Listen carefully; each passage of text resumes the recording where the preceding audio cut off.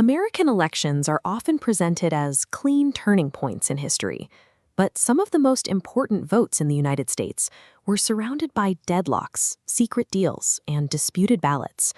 Surviving an election controversy requires one thing above all else: the endurance of public trust.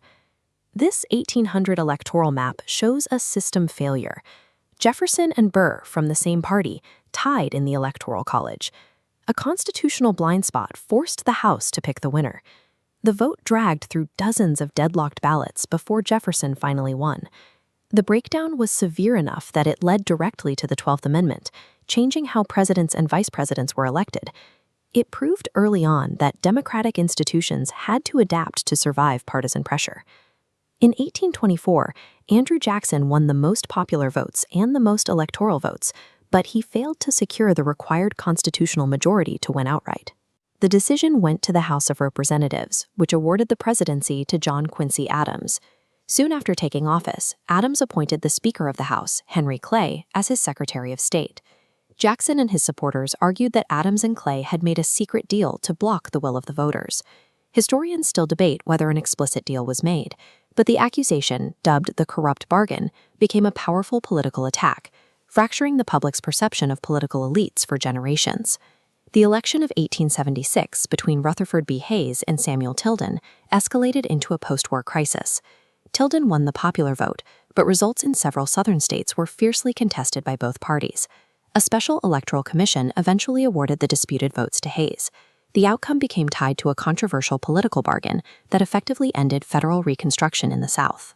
By 1888, electoral vulnerabilities moved from national maps down to local streets.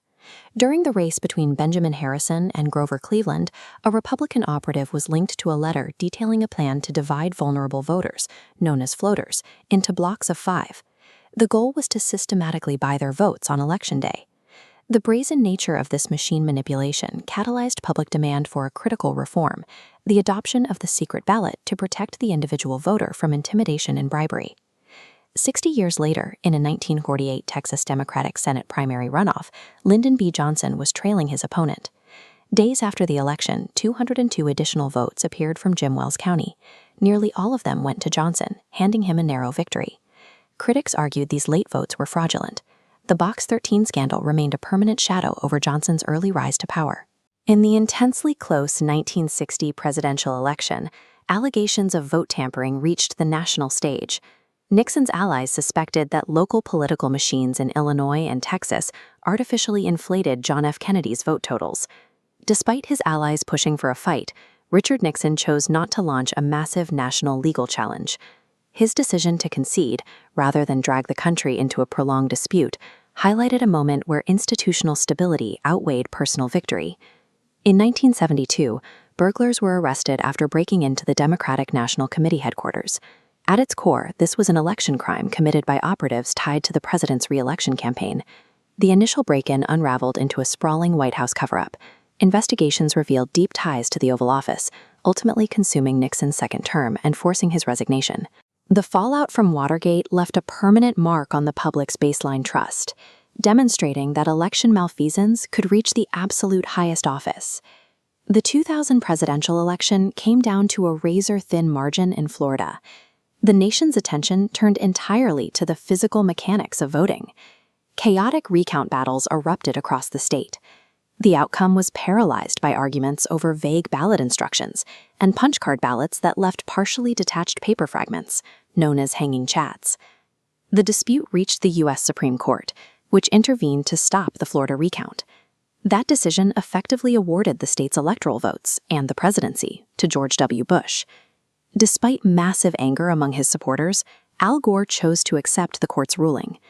The controversy proved that modern election disputes had moved away from backroom deals, shifting instead into the realm of technical legal warfare over deadlines and recount standards.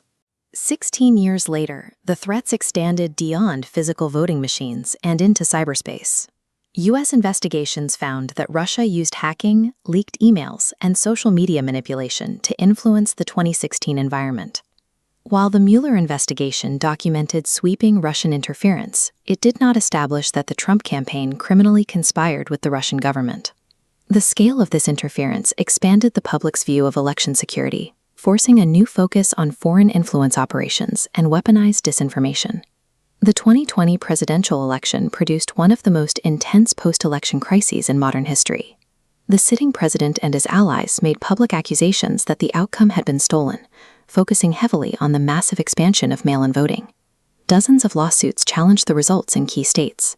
However, courts repeatedly rejected the major claims, finding that they lacked the evidence necessary to change the outcome.